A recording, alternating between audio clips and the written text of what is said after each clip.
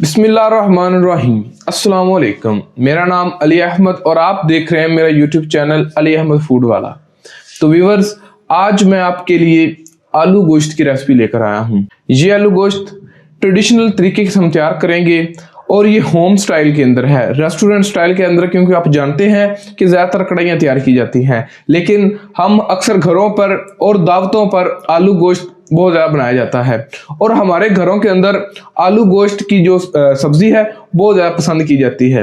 आप आलू की जगह कोई और सब्ज़ी भी इस्तेमाल कर सकते हैं, लेकिन चूंकि हमारी एक ट्रेडिशन है, हमारा एक रिवाज है कि हमारे घरों के अंदर मोस्टली जब भी बनाया जाता है तो आलू के साथ ही गोश्त को बनाया जाता है, तो इसलिए आज आपके लिए मैं एक ऑथेंटिक और बड़ी ही मज़ेदार किस्म की रेसिपी लेकर हाजिर हुआ हूँ। तो इंशाल्लाह आज की रेसिपी आपके लिए बहुत ज़्यादा फ़ायदेमंद साबित होने वाली है। तो आइए शुरू करते हैं आज की रेसिपी। तो इसके लिए हमारे पास सबसे पहले आधा किलो मटन है। ये मैंने मटन का गोश्त लिया है, आप इसकी जगह बीफ भी ले सकते हैं। आज की रेसिपी का जो सबसे पहला स्टेप है, उसके अंदर हम जो गोश्त है उसको बॉईल कर लेंगे। तो उसके लिए हमारे पास बर्तन है, तो बर्तन के अंदर हम ये जो आधा किलो हमारा मटन है उसको डाल देंगे। अच्छा, उसके बाद इसके अंदर एक प्याज है दरमियानी साइज की जो हमने काटी हुई है वो डाल देंगे। उसके बाद इसके अंदर हमारे पास हल्दी है जो कि हम हाफ टी स्पून डालेंगे। उसके बाद जो हमारे पास नमक है, और नमक तकरीबन हम हाफ टेबल स्पून जो है वो इसके अंदर शामिल करेंगे। आप बाद में जब इसकी बुनाई की जाएगी तो उसके अंदर भी अगर आपको नमक कम लगे तो आप वहाँ पे भी डाल सकते हैं। अच्छा, इसके अलावा इसके अंदर हम पानी शामिल करेंगे। बिस्मिल्लाहिर्रहमानिर्रहीम। मैं इसके अंदर पानी ज़्यादा शामिल कर रहा हूँ क्योंकि मैंने इसको कढ़ाई के अंदर बनाना है। तो अगर आपने जो आपका गोश्त है उसको प्रेशर कुकर के अंदर पकाना है तो आप पानी कम डालें, उतना ही पानी डालें जितना आपको शोरबा चाहिए। तो मैं पानी इसलिए ज़्यादा डाल रहा हूँ क्योंकि मैंने इसको एक कढ़ाई के अंदर तैयार करना है, एक देसी टच के अंदर तैयार करना है, इसलिए इसके अंदर तकरीबन 1 से सवा लीटर पानी जो है मैंने वो शामिल कर दिया है। तो अब इसको मैं ढककर तकरीबन आधे घंटे के लिए पका लूँगा। व्यूअर्स, आप देख सकते हैं माशाल्लाह से जो हमारा गोश्त था वो गल चुका है और यखनी को हमने अलहदा कर लिया है। मुझे 30 मिनट से थोड़ा सा ज़्यादा टाइम लग गया था। आप देखें कि जब वो 80% तक आपका गोश्त गल जाए, यखनी और जो गोश्त है उसको अलग अलग कर लें। तो आइए इसके अगले प्रोसेस यानी कि इसकी जो ग्रेवी हमने बनानी है उसकी तरफ चलते हैं। तो उसके लिए ये कढ़ाई के अंदर हमने तकरीबन हाफ कप जो ऑयल है वो ले लिया है। ऑयल गर्म हो गया है, तो अगर आप चाहें तो ऑयल की जगह घी भी ले सकते हैं, तो आप अपनी चॉइस के मुताबिक जैसा चाहें।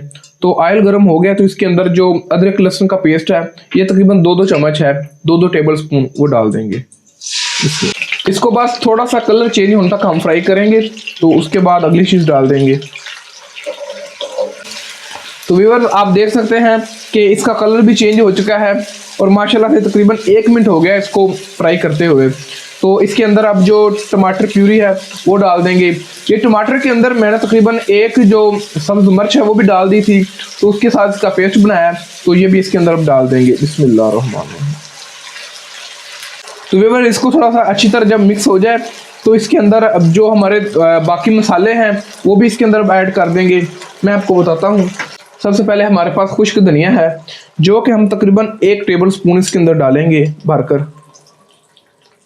ये देखें, ये लौंग और सब्ज़ इलायची है, ये तकरीबन 3-4 पीसेस जो है वो इसके अंदर हम डाल देंगे। और उसके बाद हल्दी, पहले तो हल्दी हमने यखनी के अंदर भी डाली थी, अब तकरीबन हाफ टी स्पून जो है वो इस ग्रेवी के अंदर भी डाल देंगे। इसके साथ इसका बहुत ही प्यारा कलर भी आएगा और खुशबू भी बहुत प्यारी आएगी। उसके बाद लाल मिर्च है, ये तकरीबन हम 1 टीस्पून जो है वो इसके अंदर शामिल कर देंगे। तो इसको अब अच्छी तरह से हम मिक्स कर लेंगे। तो व्यूअर्स, इसको तकरीबन 3 से 4 मिनट के लिए हम फ्राई करेंगे। 3 से 4 मिनट हो गए हैं इसको भूनते हुए। तो इस वक्त इसके अंदर तकरीबन हाफ कप जो दही है वो हम ऐड कर देंगे। दही को आपने अच्छी तरह से फेंट लेना है ताकि उसके अंदर फुटकड़ी वगैरह ना रहे। अब इसको मज़ीद 2 से 3 मिनट के लिए हम फ्राई करेंगे ताकि जो दही का कच्चापन है वो ख़त्म हो जाए। यहाँ दही को फ्राई करते हुए 2 से 3 मिनट हो चुके हैं तो अब इसके अंदर हम आलू शामिल कर देंगे, साथ में दही पकती रहेगी और साथ में आलू जो हैं वो भी गल जाएंगे। तो ये दो दरमियानी साइज के हमने आलू लिए थे, तो ये भी इसके अंदर शामिल कर देंगे। बिस्मिल्लाहिर्रहमानिर्रहीम। अब इसको एक दफा अच्छी तरह मिक्स कर देंगे।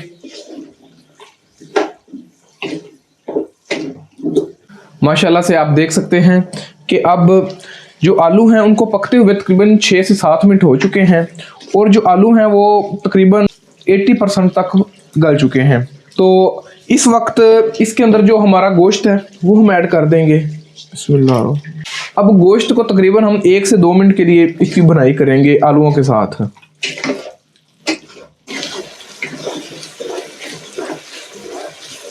जब मेरी बहनें और भाई जो घर पे सालन तैयार करते हैं तो उसके अंदर से वो टेस्ट नहीं आता, उसकी वजह यही है कि हम गोश्त को और ग्रेवी को एक साथ तैयार करते हैं। तो आपने जब भी घर पे बनाना है गोश्त को अलग उबालना है और जो बाकी मसाला है वो अलग तैयार करना है। तो इसको 1 से 2 मिनट हो चुके हैं। अब इसके अंदर हम पानी डालेंगे शोरबा बनाने के लिए, लेकिन हमारे पास यखनी है तो उस यखनी को हम इसके अंदर शामिल कर देंगे। बिस्मिल्लाहिर्रहमानिर्रहीम। इसको हम अब दम पे लगा देंगे। तो दम लगाने से पहले 2 सब्ज मिर्चें जो हैं वो इस तरह दरमियान से काट के वो इसके अंदर हम शामिल कर देंगे। तो इससे ये होगा कि जो एक जो स्पाइस जो मिर्च का एक ख़ास टेस्ट होता है वो इसके साथ इन्हेंस हो जाएगा और जब वो टेस्ट हमें शोरबे के अंदर मिलेगा तो उसका बहुत ही कमाल का टेस्ट होता है। तो इसको अब हम 5 मिनट के लिए धीमी आंच पे दम लगा देंगे ढक्कन लगाकर। हैं माशाल्लाह से इसको पकते हुए 5 मिनट हो चुके हैं दम पर पड़े हुए। तो माशाल्लाह देखें अब कितना प्यारा कलर आया है और खुशबू भी इतनी प्यारी आ रही है कि मैं आपको क्या बताऊं। तो अब इस वक्त इसके अंदर जो गरम मसाला है वो हम ऐड कर देंगे। तो इस तरह हाथ की मदद से आप सिर्फ 2-3 चुटकियां जो है वो इसके अंदर ऊपर डाल दें आखिर पे। अब इसको एक दफ़ा अच्छी तरह से मिक्स कर लेंगे। माशाल्लाह ये देखें माशाल्लाह, ये आप देख सकते हैं कि कितना प्यारा ग्रेवी और कितना प्यारा जो इसका कलर आया है। अब इसको हम ज़रा डिश आउट कर लेते हैं। तो माशाल्लाह से आप देख सकते हैं कि इसको हमने डिश आउट कर लिया है। तो आइए ज़रा इसको टेस्ट करके देखते हैं कि ये किस तरह की बनी है। तो बिस्मिल्लाहिर्रहमानिर्रहीम। व्यूअर्स मैं आपको दिखाना चाहता हूँ, ये आप देखें माशाल्लाह ये कितना प्यारा जो गोश्त है वो गल चुका है। ये देखें आप, ये आप देख सकते हैं, ये देखें माशाल्लाह बहुत ही कमाल का जो गोश्त है वो गल चुका है। आप आलू भी देख सकते हैं, ये देखें माशाल्लाह आलू भी अंदर तक जो है ना वो गल चुका है। तो आइए ज़रा इसको टेस्ट करके देखते हैं कि किस तरह का बना है। बिस्मिल्लाह। यकीन माने बहुत ही कमाल का टेस्ट है इसका और जो बोटी है वो बहुत ही कमाल की पक चुकी है। तो ज़रा इसका जो शोरबा है उसको टेस्ट करते हैं। बिस्मिल्लाह।